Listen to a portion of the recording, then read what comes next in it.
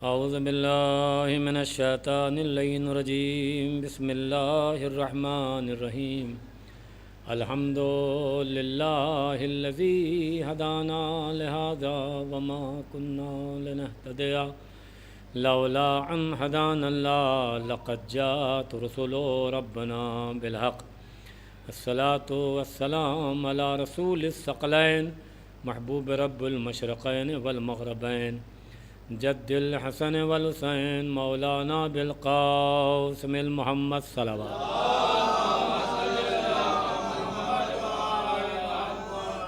اللہم لعن اول ظالم ظلم حق محمد وآل محمد وآخر التابع له ذلك اللہم لعن اصحاب التي حاربت الحسین وشایات وبایات وتابات على قتله اللہم عنہم جميعا ثم ما بعد فقط بسم اللہ الرحمن الرحیم قال اللہ تعالی تبارک الذی بیدہ الملک وہو علی کل شیء قدیر الذی خلق الموت والحیات لیبلکم ایکم احسن عملا صلوات۔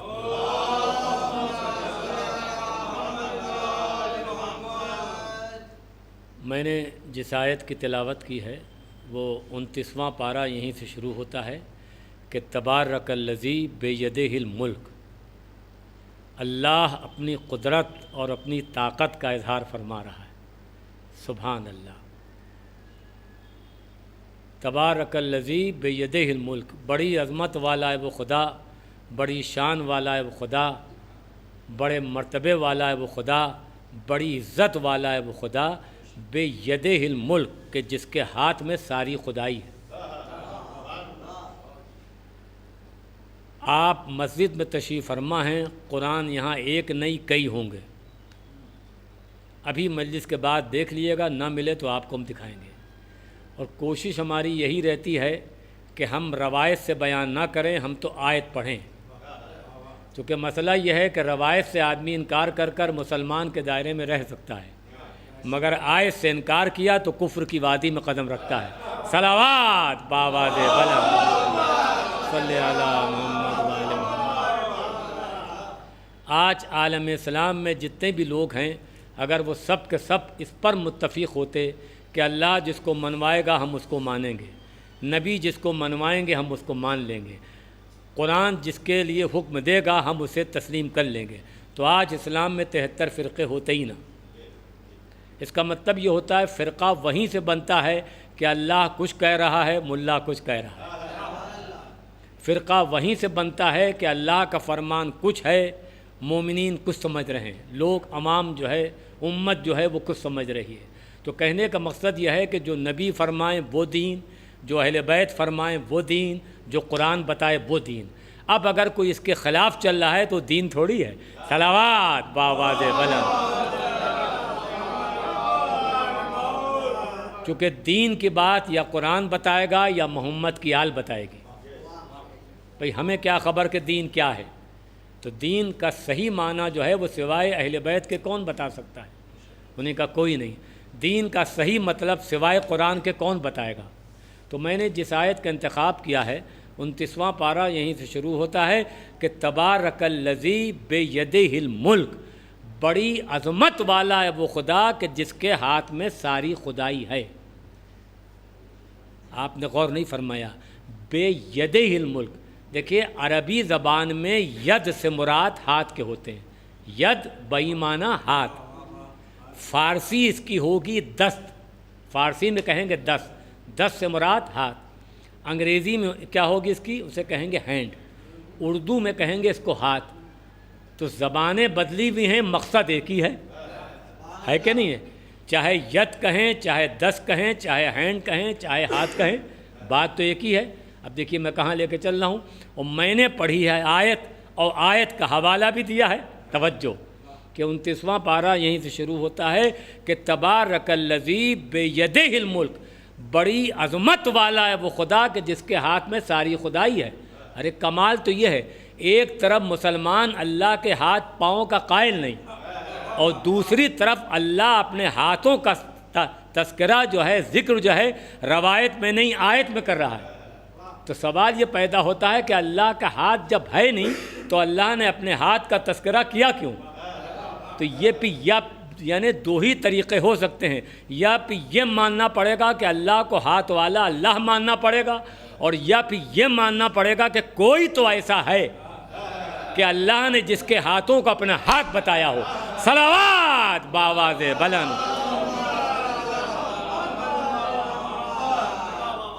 اور وہ ذات والا سرکار امیر المومنین علی ابن ابی طالب علیہ السلام حیدری، اللہم صلی علی محمد۔ ہوتا کیا ہے بھائی؟ تو ید اللہ، سرکار امیر المومنین کو کیا کہتے ہیں؟ ید اللہ، اللہ کا ہاتھ، سبحان اللہ، اللہ کے ہاتھ، ید اللہ، اللہ کے ہاتھ۔ مولا امیر المومنین کی زبان کو کیا کہیں گے؟ لسان اللہ، اللہ کی زبان، سبحان اللہ۔ چہرے کو کیا کہیں گے؟ وجہ اللہ، اللہ کا چہرہ، سبحان اللہ۔ اب پڑھیے سورہ رحمان، جب مولا امیر المومنین کا چہرہ جو ہے تو کیا ہے ان کا صاحب؟ وجہ اللہ، یہ اللہ کا چہرہ ہے۔ اب میں پڑھ رہا ہوں سورہ رحمان کی آیت۔ اللہ نے قرآن میں کیا فرمایا؟ سورہ رحمان سورہ نمبر 55 ہے، اس کو جا کے دیکھیے گا۔ اس کے بعد سورہ واقعہ جو سورہ نمبر 56 ہے۔ اگر کوئی روزی اور رزق کے لیے پریشان ہے تو نماز عشاء کے بعد سورہ واقعہ کی تلاوت کرے، دیکھیے روزی میں برکت ہوتی ہے کہ نہیں۔ صلوات بآواز بلند۔ تو کہنے کا مقصد یہ ہے سورہ رحمان میں کیا ہے؟ جب مولا امیر المومنین کو سرکار پیغمبر نے کیا فرمایا کہ وجہ اللہ، یہ اللہ کا چہرہ ہے، سبحان اللہ۔ اور اللہ نے قرآن میں کیا فرمایا کہ کل من علیہا فان، ہر شے فنا ہو جائے گی الا، سوائے اس کے کہ جو اللہ کا چہرہ ہے وہ باقی رہے گا۔ اس کا مطلب ہر ایک کو فنا ہے، علی کو فنا نہیں۔ صلوات بآواز بلند۔ ہے کہ نہیں آخر؟ تو وجہ اللہ، ہر شے فنا ہو جائے گی سوائے اللہ کا چہرہ جو ہے وہ باقی رہے گا۔ اللہ کے چہرے سے مراد کیا ہے؟ انہیں کہا سرکار امیر المومنین کے ساتھ، سبحان اللہ، وجہ اللہ، اللہ کا چہرہ۔ آج ہوتا کیا ہے؟ آج اس بیماری میں بھی زیادہ تر لوگ چہرے کو چھپائے رہتے ہیں کہ نہیں؟ انہیں کہا جی ہاں چہرے پہ ماسک لگاتے ہیں بھائی۔ تو کہنے کا مقصد یہ ہے، اور چہرے ہی سے آدمی پہچانا جاتا ہے۔ اگر کسی کا پاسپورٹ بننا ہے تو کیا اس کی تصویر کھنچائے گا؟ انہیں کہا نہیں صاحب۔ کسی کا پاسپورٹ بننا ہے تو کیا سینے کی تصویر لگائی جائے گی؟ انہیں کہا نہیں صاحب، چہرے کی۔ اس کا مطلب چہرہ جو ہے یہ پہچان ہے، سبحان اللہ، ہے کہ نہیں؟ مولا امیر المومنین کی آنکھیں جو ہیں وہ عین اللہ ہیں۔ تو اور سرکار امیر المومنین کا چہرہ جو ہے وہ اللہ کا چہرہ ہے۔ تو خیر بات کہاں پہنچی؟ تو ساری خدائی جو ہے، سارا کا سارا ملک جو ہے وہ اللہ کے ہاتھ میں ہے، بیدہ الملک۔ اس کے بعد قدرت نے فرمایا کہ الذی، اب دیکھیے جس منزل پر میں آ رہا ہوں، چونکہ ایصال ثواب کی مجالس میں زیادہ تر موت و حیات کا تذکرہ کیا جاتا ہے، تو میں نے سوچا اس آیت کا انتخاب کروں کہ جس کے اندر موت کا بھی ذکر ہو، حیات کا بھی تذکرہ ہو۔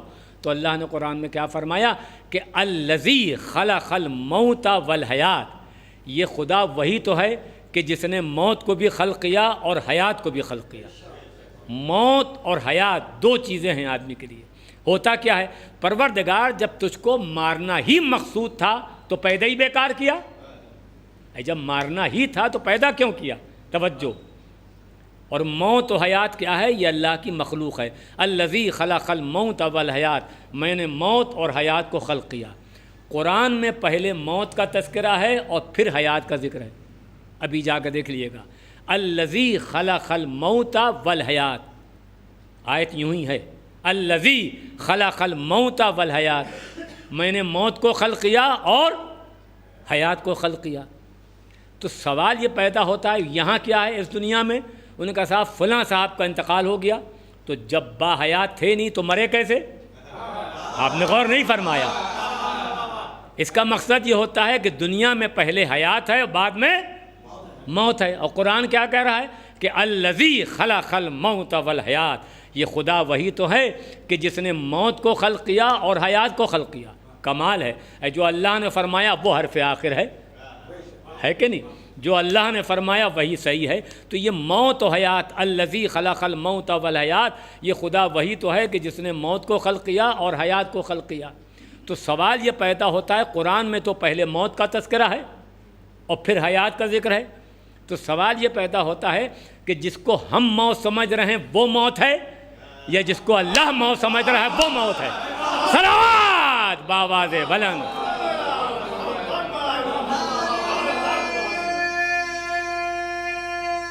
حیدری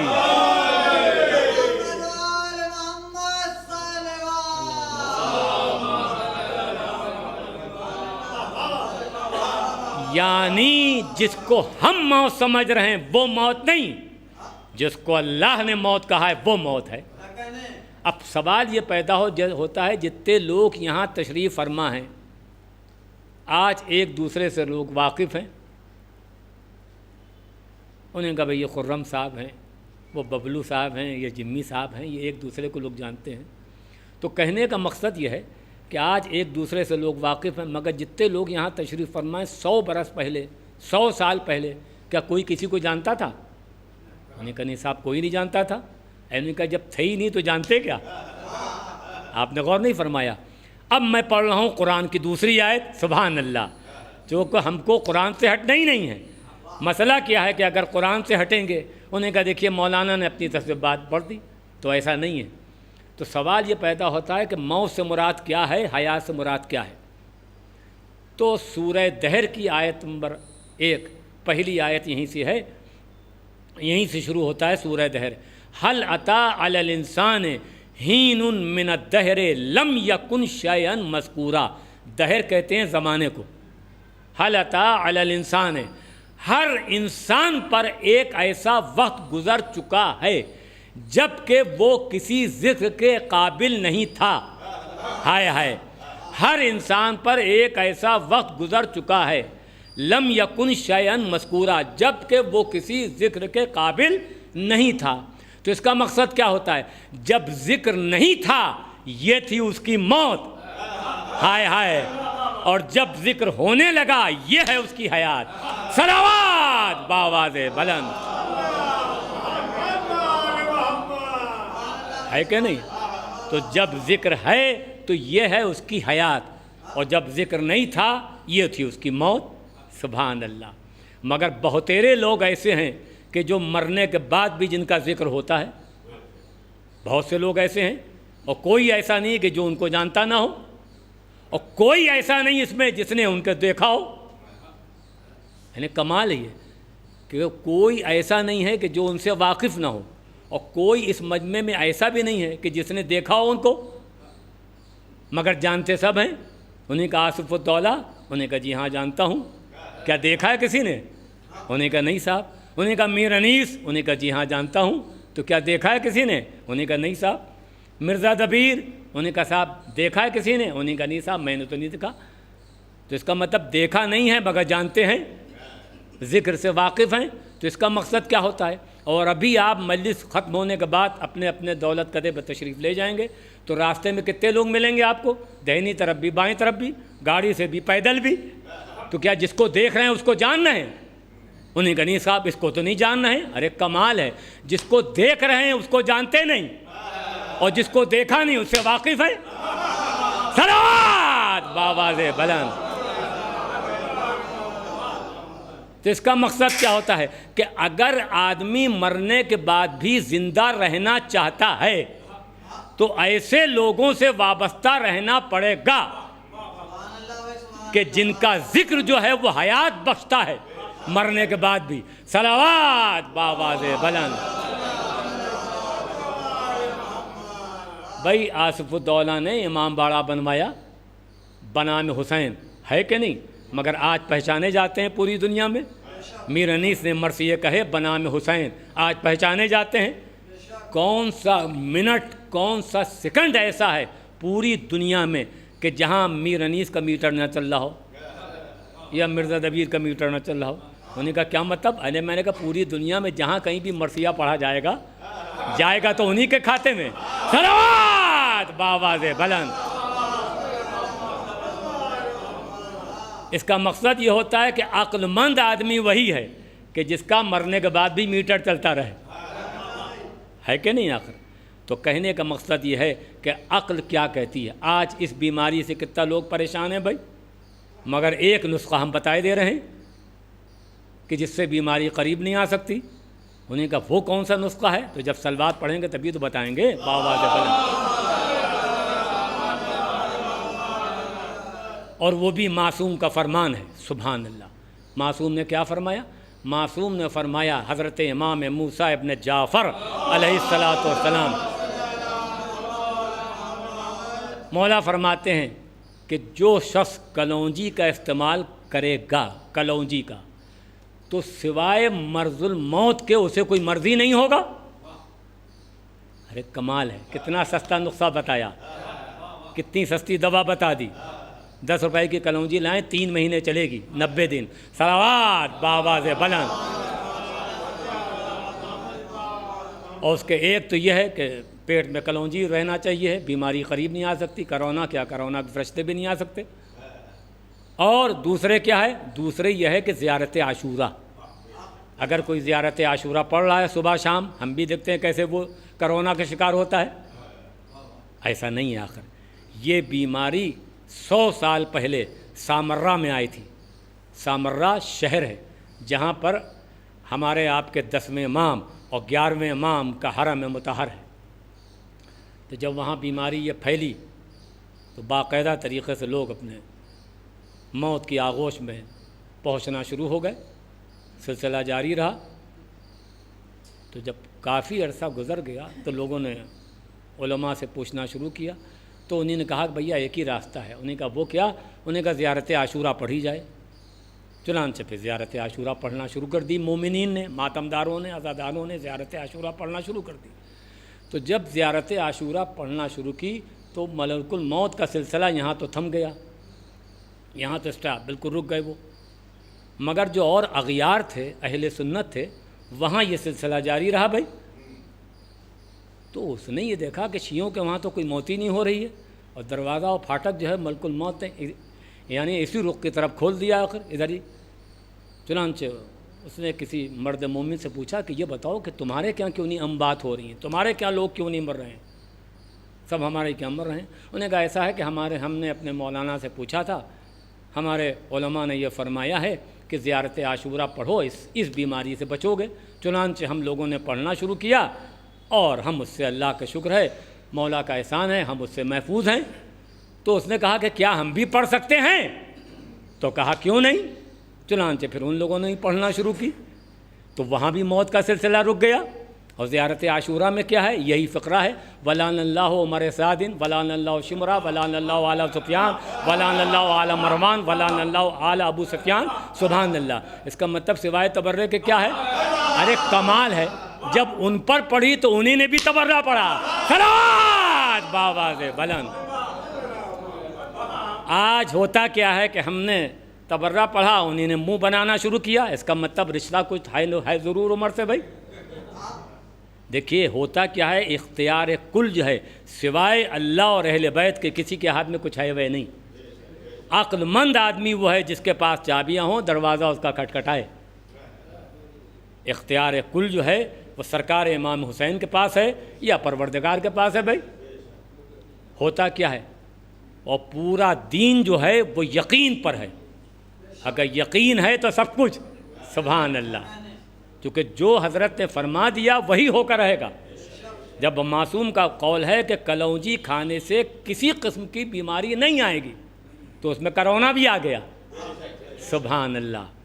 تو ہوتا کیا ہے، ایک تو یہ، دوسرے معصوم نے کیا فرمایا؟ سرکار امیر المومنین علی ابن ابی طالب علیہ السلام کا فرمان ہے، انہی نے فرمایا کہ صبح کی نماز کے بعد اگر کوئی شخص گریبان میں منہ ڈال کر 17 مرتبہ سورہ الحمد کی تلاوت کر رہا ہے، کتنی مرتبہ؟ 17 مرتبہ، تو ہم اس کے ضامن ہیں کہ بیمار پڑھ نہیں سکتا وہ۔ سبحان اللہ۔ ارے جس کے ٹھوکروں میں موت و حیات ہے وہ ضامن ہے۔ صلوات باواز بلند۔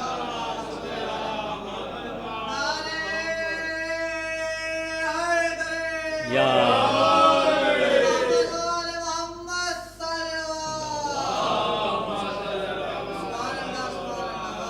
تو یہ سب وہ نسخے ہیں کہ جو ائمہ معصومین نے فرمائے ہیں. تو مسئلہ یہ ہے کہ یہ اس پر بھی عمل کرے آدمی. اور آج عالم اسلام میں ہر آدمی دیکھیے کوئی بھی ہو، موت سے تو سبھی گھبراتے ہیں، میں ہوں یا آپ آخر کوئی بھی آخر، مگر مسئلہ یہ ہے کہ یہ ایک ایسی حقیقت ہے جس کا نام ہے موت. اس سے کوئی انکار ہی نہیں کر سکتا.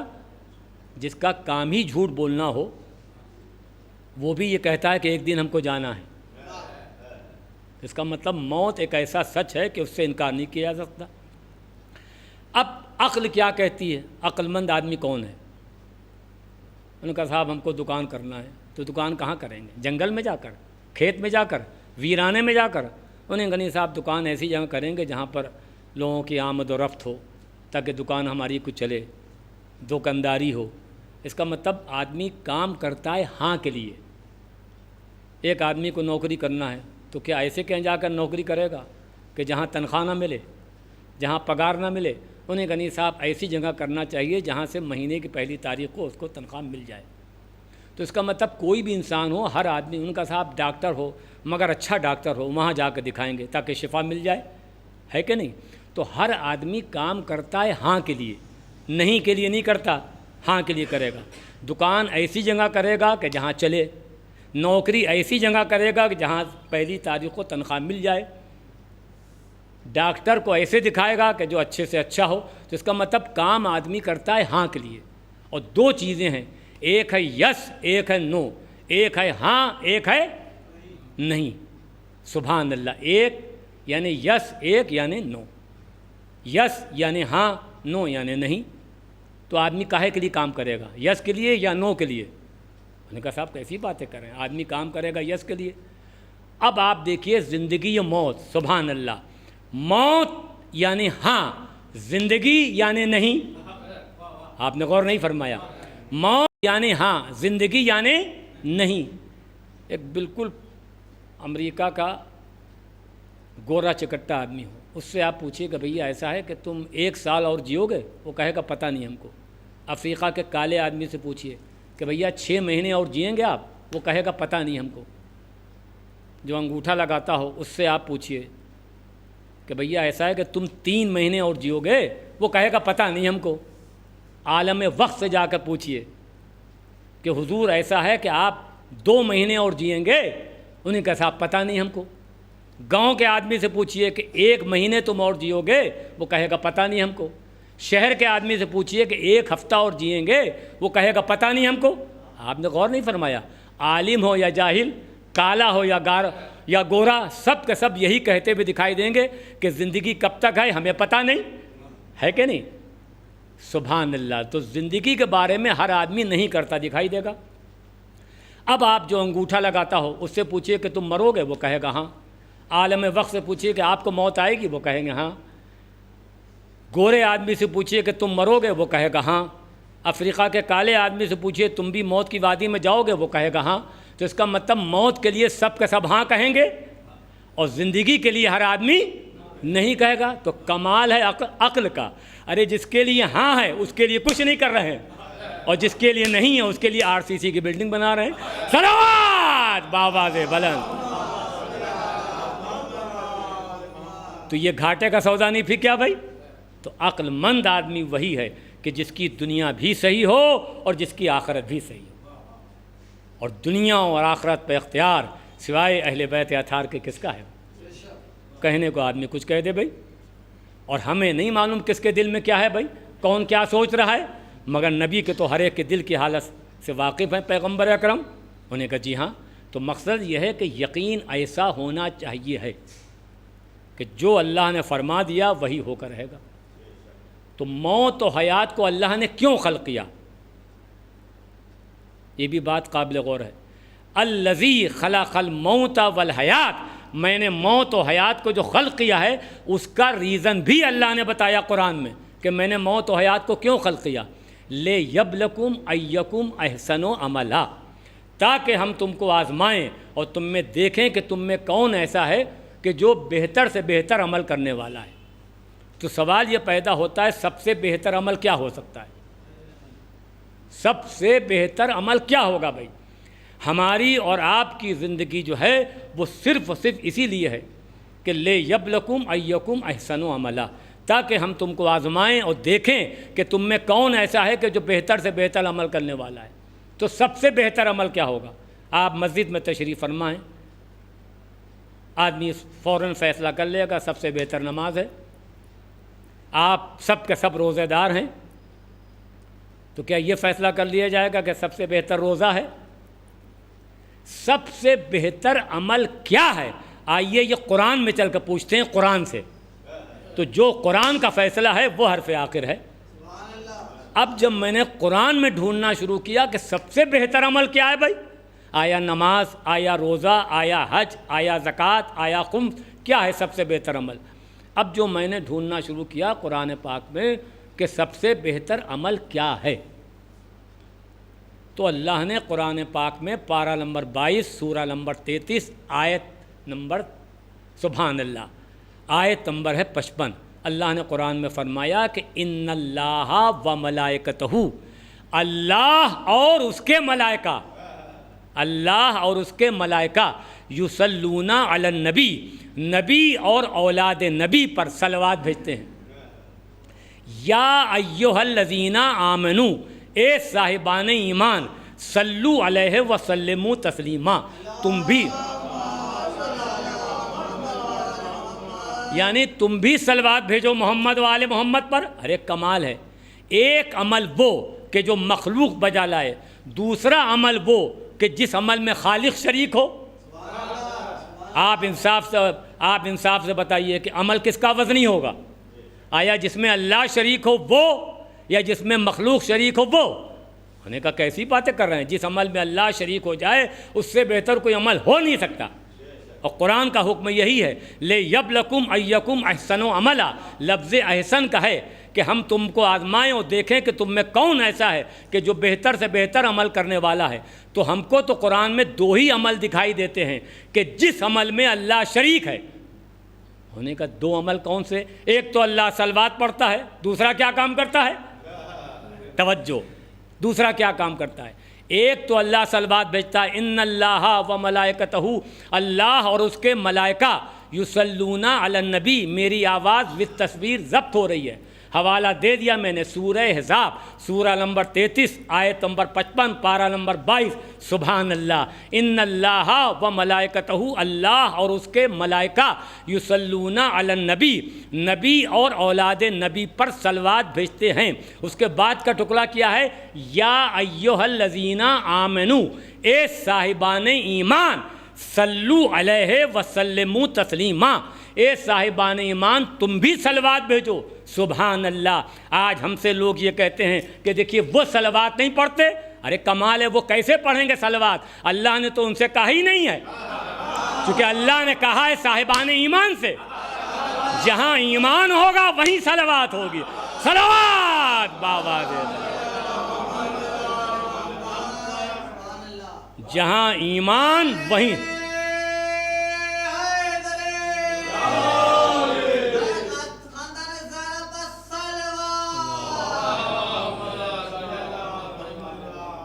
جہاں ایمان وہیں صلوات۔ اور آپ کو معلوم ہے صلوات جو ہے یہ 100 بیماریوں کا ایک علاج ہے۔ اگر کوئی کثرت سے صلوات پڑھے، ہم بھی دیکھتے ہیں کیسے کرونا کا شکار ہوتا ہے بھائی۔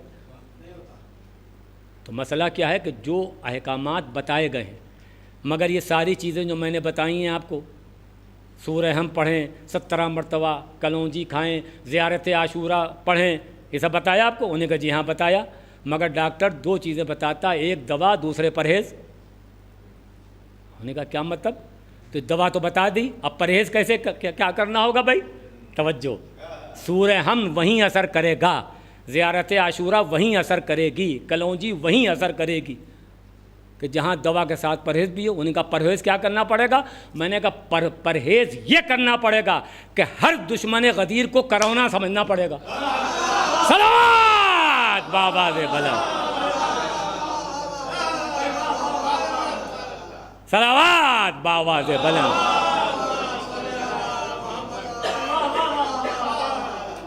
جب اس سے دور رہیں گے تب یہ دوا اثر کرے گی، یہ نہیں کہ ان سے بھی ہاتھ ملا رہے ہیں، ان سے بھی مل رہے ہیں۔ سبحان اللہ، یہ چلے چلائے گا نہیں۔ اپنا کام بتانا ہے، منوانا نہیں۔ جس کو 1000 مرتبہ غرض ہو وہ علی ولی اللہ کا قائل ہو، جس کو 1000 مرتبہ غرض ہو وہ ماتم حسین کا قائل ہو۔ آج مزاج کیا بنتا ہے؟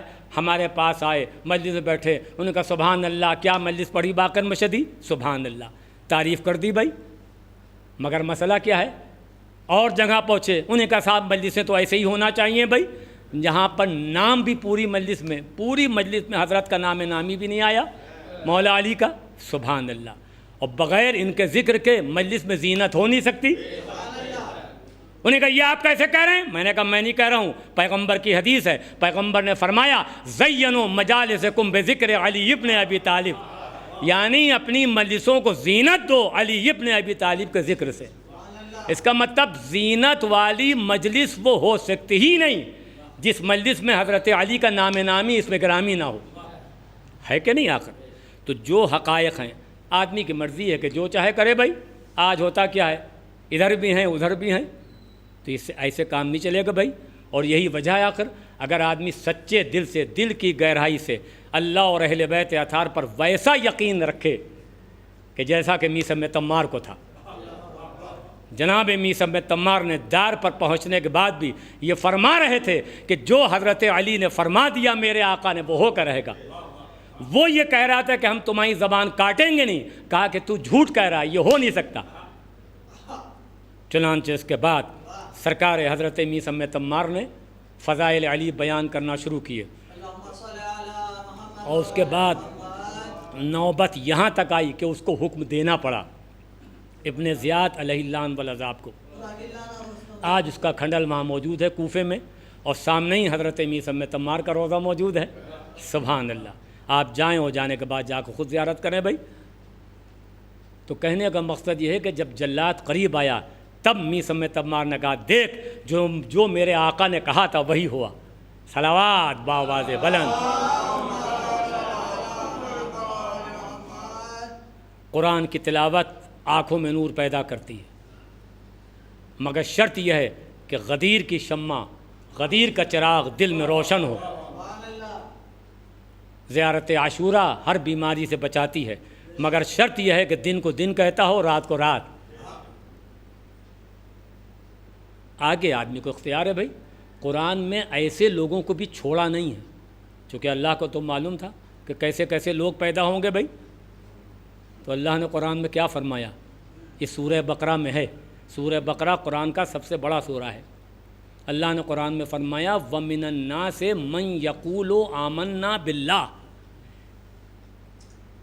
انسانوں میں کچھ انسان ایسے بھی ہیں قالوا آمنا باللہ، جب صاحبان ایمان سے ملتے ہیں کہتے ہیں جناب ہم تو آپ ہی کے ساتھ ہیں۔ آپ نے غور نہیں فرمایا؟ جب صاحبان ایمان سے ملے تو کیا کہا؟ قالوا آمنا، ہم تو ایمان لانے والوں میں سے ہیں، ہم تو آپ کے ساتھ ہیں۔ اس کے بعد قرآن نے پھر پلٹا کیا، سبحان اللہ۔ پھر قرآن نے بتایا وَإِذَا خَلَوْا شَيَاطِينِهِمْ، اور جب خلوت میں، تنہائی میں اپنی شیطان والی پارٹی سے ملے تو کہا کہ ہم تو تمہارے ساتھ ہیں۔ صلوات بآواز بلند۔ تو ایسا نہیں ہے، آگے آدمی کو اختیار ہے۔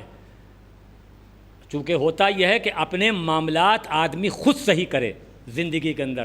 جو آدمی کو اللہ نے موقع دیا ہے، زندگی جتنی بھی ہو، اور اگر آدمی یہ چاہتا ہے کہ اس کی زندگی بڑھے، انہوں نے کہا صاحب زندگی بڑھنے کا بھی کوئی راستہ ہے؟ میں نے کہا جی ہاں، زندگی بڑھنے کا بھی راستہ بتایا گیا بھائی۔ انہوں نے کہا وہ کیا؟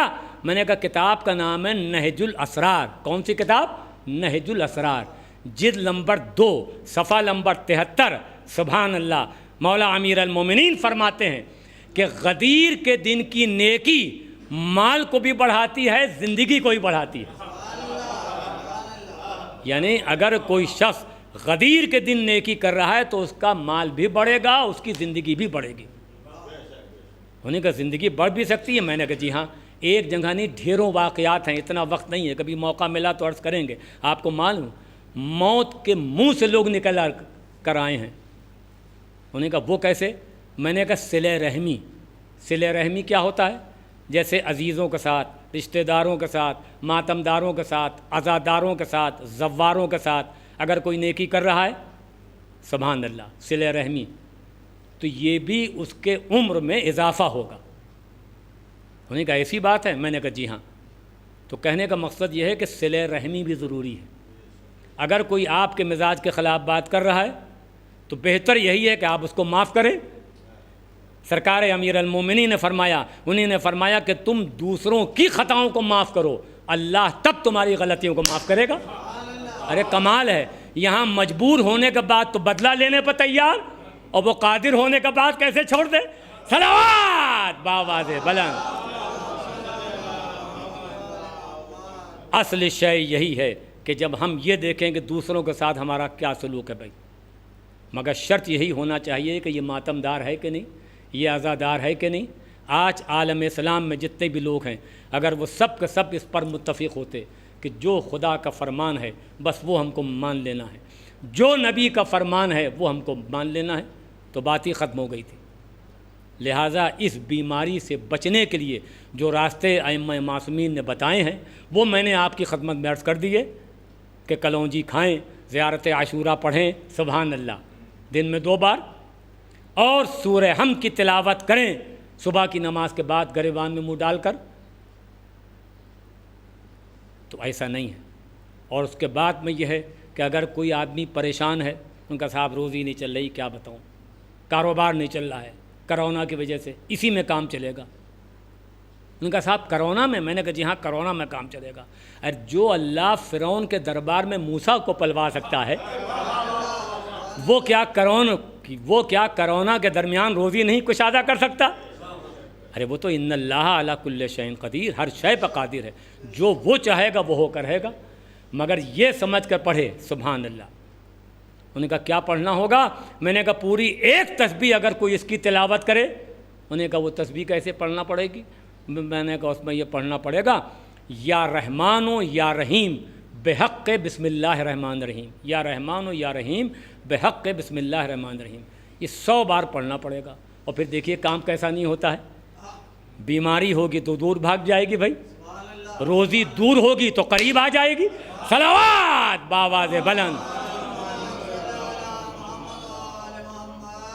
تو لہٰذا یہ ہے کہ یہ آدمی کو موقع دیا جاتا ہے، یہ زندگی جو ہے یہ مہلت ہے۔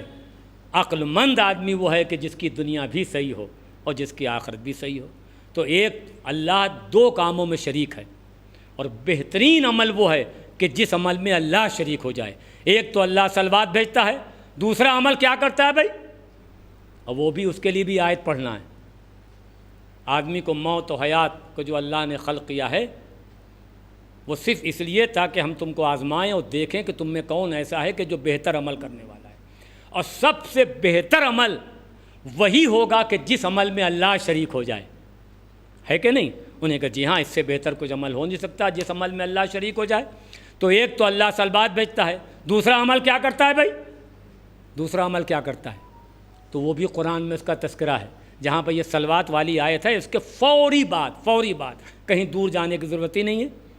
سورہ احزاب کی آیت نمبر 56 اللہ نے قرآن میں فرمایا جس دوسرے عمل میں وحدہ لا شریک ہے، وہ اللہ کیا کام کرتا ہے؟ اب میں پڑھ رہا ہوں آیت، مگر آپ پہلے پڑھیں صلوات باواز بلند۔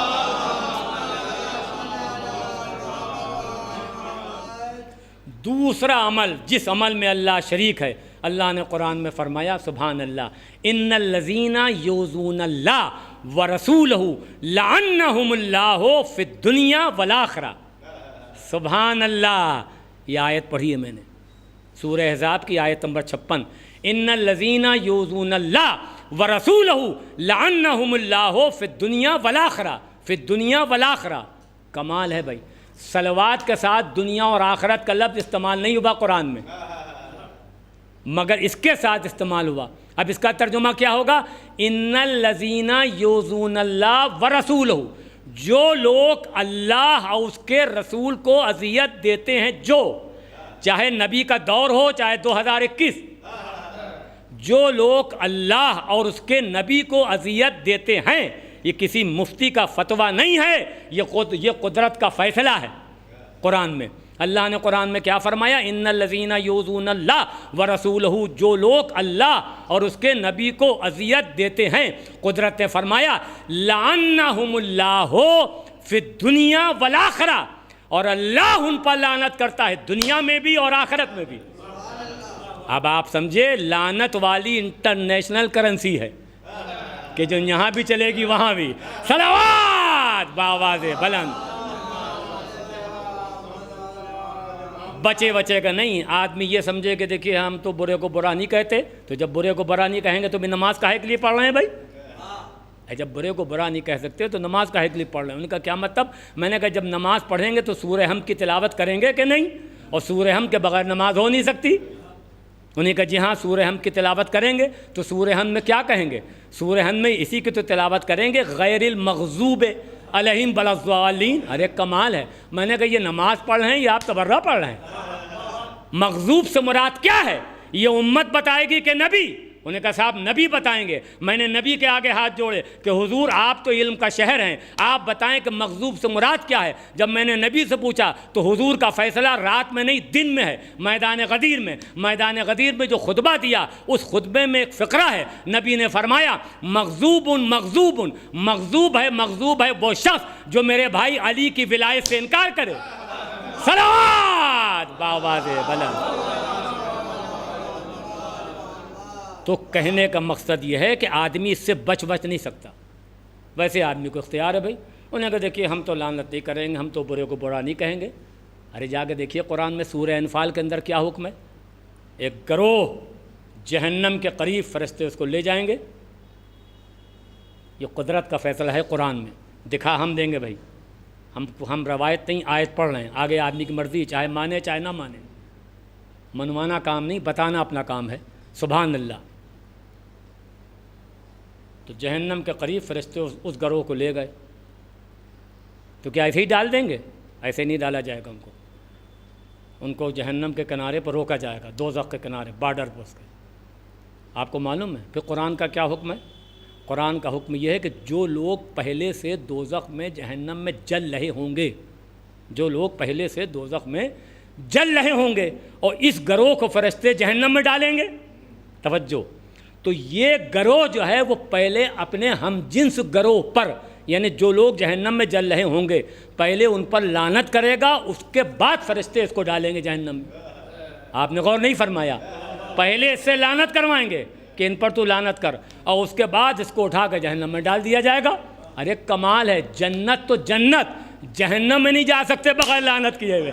صلوات بآواز بلند۔ اب کہیے بھائی کہاں جائیں گے بھائی؟ صلوات بآواز بلند۔ یہ میں نے پڑھی ہے قرآن کی آیت اور میرے پاس حوالہ موجود ہے، ایسا نہیں، یہ حکم قرآن ہے، آگے آدمی کو اختیار ہے۔ تو کہنے کا مقصد یہ ہے، ایک شخص آتا ہے نبی مرسل کے پاس، نبی سے سوال کرتا ہے حل الدین، یا رسول اللہ یہ بتائیے دین کیا ہے؟ نبی سے پوچھ رہا ہے حل الدین، یہ بتائیے دین کیا ہے؟ تو نبی نے فرمایا حل الدین علی الحب والبغض، دین نام ہے حب کا اور بغض کا۔ حب اور بغض اس کا نام ہے دین۔ حب کس سے ہو؟ اہل بیت اطہار سے۔ بغض کس سے ہو؟ ان کے دشمنوں سے۔ اس کا مطلب بغض بھی دین ہے۔ آپ نے غور نہیں فرمایا؟ اب جو لعنت سے روک رہا ہے اس کا مطلب دین سے روک رہا ہے۔ صلوات بآواز بلند۔ آپ انصاف سے بتائیے 40 منٹ ہم کو پڑھتے ہوئے ہو گئے، قرآن اٹھوا لیے، میں نے کتنی آیتیں پڑھ دی بھائی؟ اب اگر کوئی منہ پھلا رہا ہے بھائی، نہیں مان رہا ہے، تو اس کا علاج میرے پاس تھوڑی ہے۔ معلوم ہوگا حشر میں پینا شراب کا۔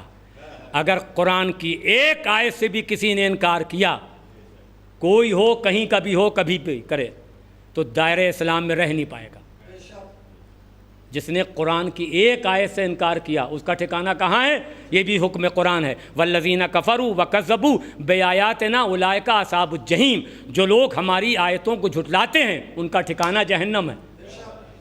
اس کا مطلب کوئی بھی جھٹلائے، کسی قوم میں، کسی قبیلے میں، کسی خاندان میں، کسی رنگ کا ہو، اپنا ہو یا پرایا، بچ نہیں پائے گا بھائی۔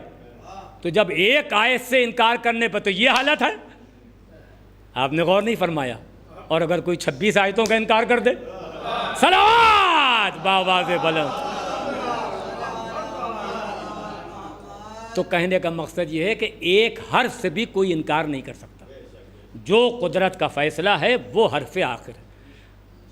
ہم نے آپ کی خوشنودی کے لیے مجلس نہیں پڑھی، ہم تو یہ سمجھتے ہیں کیمرہ تو آپ نے لگا رکھا ہے، آواز میری دور تک جا رہی ہے، مگر مسئلہ یہ ہے کیمرہ وہ لگائے جس کو دیوار کے پیچھے کی خبر نہ ہو، مگر جو دل کی دھڑکن سے واقف ہے وہ کیا کریں گے کیمرہ لگا کر؟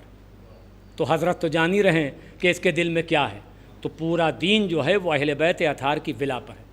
بس ایک آخری بات، اس کے بعد مصائب بھائی، پورا کا پورا دین جو ہے وہ حیدر کرار کی ولایت پر ٹکا ہوا ہے۔ ہم نے جو نماز پڑھی، ہم نے جو روزہ رکھا، آج روزے دار ہیں، روزہ رکھ رہے ہیں بھائی، تو کیا روزہ سب کو رکھنا چاہیے؟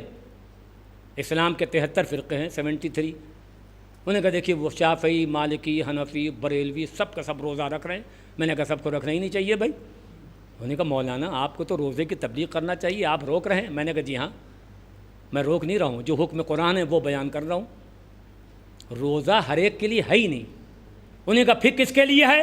میں نے کہا اسلام میں تو 73 فرقے ہیں، روزہ صرف اور صرف قدرت کا اور جو نبی کا فیصلہ ہے، روزہ جو ہے وہ صرف اور صرف اگر حیدر کرار کی ولا کا قائل ہے، اگر مولا امیر المومنین کی ولا کا قائل ہے، اگر علی ولی اللہ کا قائل ہے، تو روزہ صرف اسی کے لیے ہے۔ اور جہاں علی نہیں وہاں روزے کا اللہ نے حکم ہی نہیں دیا ہے۔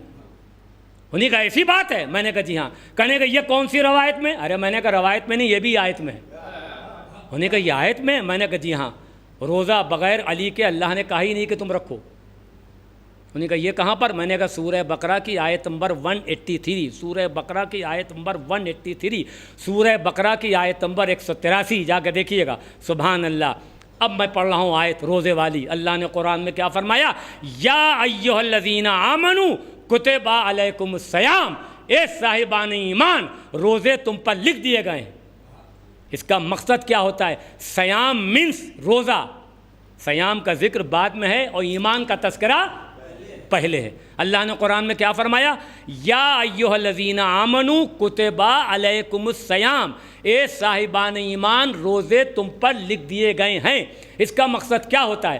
جہاں ایمان ہے اللہ انہی لوگوں سے مخاطب ہے کہ تم روزہ رکھو، اور جہاں ایمان ہی نہ ہو، اب ایمان کیا ہے یہ امت بتائے گی یا نبی بتائیں گے؟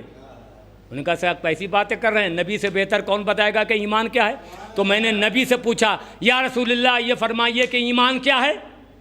تو جب میں نے نبی سے پوچھا، چونکہ اللہ نے ایمان والوں سے کہا ہے کہ وہ روزہ رکھے، یا رسول اللہ آپ فرمائیں کہ ایمان ہے کیا؟ تو نبی نے فرمایا یا علی حبک تقوی والایمان، اے علی آپ کی محبتی کا نام تو ایمان ہے۔ اس کا مقصد کیا ہوتا ہے کہ پہلے علی ولی اللہ کے قائل ہو جاؤ، اس کے بعد روزہ رکھو، ہے کہ نہیں؟ اب حشر کا ہنگام ہے، پسینہ بہہ رہا ہے، سبحان اللہ، گرمی ہے۔ یہ وہ سوال کریں گے کہ جہاں حیدر کرار کی ولایت نہیں؟ انہیں کہا معبود میں نے مئی جون کی گرمیوں میں روزے رکھے۔ اللہ کہے گا ادھر آؤ، تم سے کس نے کہا تھا بھائی؟ انہوں نے کہا معبود تو ہی نے تو کہا تھا کا قرآن پڑھو۔ اب جو قرآن پڑھا تو آیت یہیں سے شروع تھی، یا ایھا الذین آمنوا کتب علیکم الصیام۔ اللہ نے کہا کہ بس ٹھہرو، میں نے تو ایمان والوں سے کہا تھا، اور ایمان کا اطلاق وہ میرے نبی نے بتایا علی کی محبت پر۔ تو جب تمہارے دل میں علی نہیں تو ایمان نہیں، اور جب ایمان نہیں تو بھی تم سے میں نے کہا نہیں۔ صلوات بآواز بلند۔ یہ میں نے بہت بڑا مسئلہ بہت جلدی آپ کے حوالے کر دیا، اگر ہم چاہتے تو 1 گھنٹہ اسی کو بیان کر سکتے تھے، مگر رات کو لیٹ کر سوچئے گا کہ یہ نبی کا فیصلہ قرآن کا فیصلہ ہے، آگے آدمی کو اختیار کہنے کو کچھ کہہ دے۔ انہوں نے کہا صاحب یہ مسلمان ہیں، اللہ کے آگے سر جھکا رہے ہیں، اللہ کو مان رہے ہیں۔ آپ کہیں بھائی اللہ کے آگے سر جھکا رہے ہیں، مسلمان ہیں بھائی؟ سبحان اللہ، خالی اللہ کو ایک ماننا یہ کوئی کمال تھوڑی ہے آخر۔ انہوں نے کہا کیا مطلب؟ اس کے لیے حکم قرآن کیا ہے؟ ارے میں نے کہا ابلیس بھی اللہ کو ایک مان رہا تھا، اللہ کے آگے سر جھکا رہا تھا، مگر اللہ نے قرآن میں کیا فرمایا؟ ابا واستکبر وکان من الکافرین۔ سبحان اللہ، یہ تو کافروں میں سے تھا ہی۔ اس کا مطلب کفر کی وادی میں کیوں پہنچا؟ کہ اس نے اللہ کو مانا، اللہ کی تعظیم کی، مگر اللہ نے جس کو منوایا اس کو نہیں مانا۔ صلوات بآواز بلند۔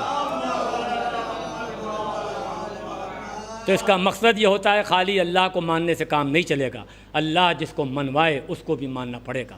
تو یہ ایصال ثواب کی مجلس، کیوں جناب، اس سے بہتر کیا ہو سکتا ہے؟ یہ خالص عبادت ہے جو ذکر حسین کی شکل میں ہوتی ہے۔ ہم ہوں یا آپ، کوئی 2 رکعت نماز ایسی نہیں پڑھ سکتا کہ جس میں کوئی خیال نہ آنے پائے، مگر ذکر حسین کیوں جناب 40 منٹ ہم کو پڑھتے ہوئے ہو گئے 45 منٹ، ہم آپ کو اسی فرش حسین کا واسطہ دے رہے ہیں اور پوچھ رہے ہیں کہ آپ کے ذہن میں کوئی خیال آیا؟ انہی کا نہیں صاحب، میرے دماغ میں تو کوئی خیال نہیں آیا۔ اس کا مقصد کیا ہوتا ہے؟ جہاں 2 رکعت پر آدمی قادر نہیں ہے وہاں گھنٹوں بیٹھ کر ذکر حسین سن دیتا ہے۔ تو اس عمل سے بہتر کیا عمل ہو سکتا ہے؟ کیوں جناب، چونکہ ایک موت ہوئی، اور آپ کو معلوم ہے ایک گھر میں ایک ہفتے کے اندر 2 موتیں ہو گئیں۔ پہلے بیٹی نے انتقال فرمایا، پھر باپ نے، مگر باپ سے برداشت نہیں ہوا۔ اللہ اکبر! آپ انصاف سے بتائیے، کروڑوں سلام ہوں سرکار امام حسین پر، اللہ اکبر، جنہیں نے ایک دن میں، اللہ اکبر، آپ جائیں اور جانے کے بعد خود کربلا میں جا کر دیکھیں اپنی آنکھوں سے، سرکار امام حسین علیہ الصلوۃ والسلام پر جیسی مصیبتوں کا پہاڑ ٹوٹا ہے اس کا کوئی احسان نہیں کر سکتا، مگر ایسی مصیبت کے وقت بھی آپ کو فراموش نہیں کیا، آپ کو یاد کیا۔ آپ سب کے سب شریف حضرات ہیں، جہاں جہاں میری آواز جا رہی، جو لوگ سن رہے ہیں وہ سب کے سب شریف نیک مومن پاک ہیں، مگر انصاف سے بتائیے حسین شریف کیا بلکہ اشرف تھے، شریف سے بھی بڑھ کر اشرف تھے۔ حسین جیسا کریم کائنات میں خلقی نہیں ہوا۔ کیوں جناب، آپ کسی ایسے آدمی سے سوال کریں کہ جس کا کوئی ٹھکانہ ہی نہ ہو۔ امام حسین نے آپ کو کب یاد کیا؟ امام حسین نے فرمایا کہ میرے شیعوں کاش تم اس وقت ہوتے کہ جب میں نے 6 مہینے کے لال کے لیے پانی مانگا ہے۔ آپ انصاف سے بتائیے کہ حسین پر سے کیا گزر رہی ہوگی۔ اللہ اکبر! ساقی کوثر کا لال امام حسین کریم ابن کریم، زمین نے ایسے قدموں کا بوسہ دیا ہی نہیں، اللہ اکبر، جیسے حسین مظلوم کے قدم اقدس تھے۔ اللہ اکبر! امام حسین نے فرمایا کہ میرے شیعوں کاش تم اس وقت ہوتے، چونکہ مسئلہ یہ ہے کہ امام حسین کے لیے بڑا مشکل کام تھا کہ ایسے لوگوں سے سوال کرنا کہ جن کی نسل کیا بلکہ جن کے باپوں ہی کا پتہ نہ ہو۔ امام حسین فرما رہے تھے کہ میرے شیعوں کاش تم اس وقت ہوتے۔ اللہ اکبر! میدان کارزار میں امام عالی مقام آئے اور آنے کے بعد سوال کیا، اس کے بعد سرکار امام حسین علیہ الصلوۃ والسلام کے جواب میں حرملہ ملون علیہ اللعن والعذاب نے قصدن جان کا تیر مارا۔ اللہ اکبر! تاریخ میں ملتا ہے کہ بچہ امام کے ہاتھوں پر پلٹ گیا۔ واہ غربتا! اللہ اکبر! ہاں یقیناً یہ رونا غم حسین پر جو آنسو بہے گا، یہی شفا کے لیے اس سے بہتر کیا ہو سکتا ہے؟ کیوں جناب، امام حسین نے یہی فرمایا کہ جب بھی کسی مصیبت پر رونا آئے، اللہ اکبر، 1 ہفتے کے اندر 2 موتیں ہو جائیں تو لوگ اتنا بے چین و بے قرار ہو جائیں، اور کربلا کی وادی میں اللہ اکبر! کیوں جناب، ہوتا کیا ہے کہ اگر کسی کے گھر میں 2 موتیں ہو گئیں، لوگ حیران و پریشان، محلے والے، خاندان والے افسوس یعنی ظاہر کر رہے ہیں، اظہار کر رہے ہیں افسوس کہ بڑا افسوس ہوا ہم کو آخر، مگر سب کے سب خاندان والے، محلے والے پوچھنے تو آ رہے ہیں کہ بڑا افسوس ہوا ہم کو، مگر آپ کو معلوم ہے 1 دن میں پورا بھرا ہوا گھر لوٹ لیا گیا۔ میر انیس نے فرمایا یہاں پر کہ عباس مر گئے، علی اکبر جدا ہوا۔ ارے مجھ سے کسی نے یہ بھی نہ پوچھا کہ کیا ہوا، کوئی یہ پوچھتا علی و فاطمہ کے لاڈلے، اے نبی کے نواسے، اے فاطمہ کے جانی، بس میں نے مجلس کو تمام کیا۔ امام یقیناً ایصال ثواب مرحوم کے لیے اس سے بہتر کیا ہو سکتا ہے؟ سرکار امام حسین علیہ الصلوۃ والسلام کے نام نامی اس میں گرامی بچہ داسو۔ کیوں جناب، اگر آپ کی ماں آپ کے حق میں دعا کر دیں، روایت میں یہی ہے کہ ماں کی دعا اولاد کے حق میں قبول ہوتی ہے، ماں کی دعا اولاد کے حق میں قبول ہوتی ہے، مگر اگر آپ کے لیے حسین مظلوم کی والدہ گرامی دعا فرما دیں، اللہ اکبر، تو آپ کی ماں کی دعا تو رد نہ ہو تو حسین کی والدہ کی دعا کیسے رد ہو سکتی ہے؟ امام عالی مقام سرکار سید الشہداء کی والدہ گرامی فرماتی ہیں میرے لال پر رونے والوں تم اس پر رو رہے ہو جس کو ظالموں نے کربلا کی وادی میں وہ رلا رلا کر شہید کیا، کبھی لاش اٹھائی کبھی رو دیے، اسی شغل میں شاد دن بھر رہے۔ الہی بحق الزہراء وابوہا وبالہا وبنوہا، معبود پروردگار تجھ کو واسطہ ہے تیرے حق و تیری عزت و تیرے جلال کا، جتنے بھی مومنین یہاں پر تشریف فرما ہو ان تمام مومنین کو، یا جہاں جہاں میری آواز جا رہی ہو جو لوگ سن رہے ہو میرے مالک ان تمام مومنین کو ہر عرضی و سماوی بلاؤں سے محفوظ فرمانا۔ پروردگار تجھ کو واسطہ ہے تیرے حق و تیری عزت کا، جتنے بھی مومنین جہاں بھی ہوں میرے مالک ہم سمیت میرے مالک ان کو پولیس کورٹ کچہری اسپتال تھانہ بیماری بلا مصیبت سے محفوظ فرمانا۔ میرے مالک تجھ کو واسطہ ہے تیرے حق و تیری عزت کا، جو لوگ روز عید غدیر خوشیاں مناتے ہوں ان کو کوئی غم نہ دینا سوائے غم حسین کے۔ ایک مرتبہ سورہ حمد اور 3 مرتبہ سورہ توحید کی تلاوت فرما کر مرحوم کی روح کو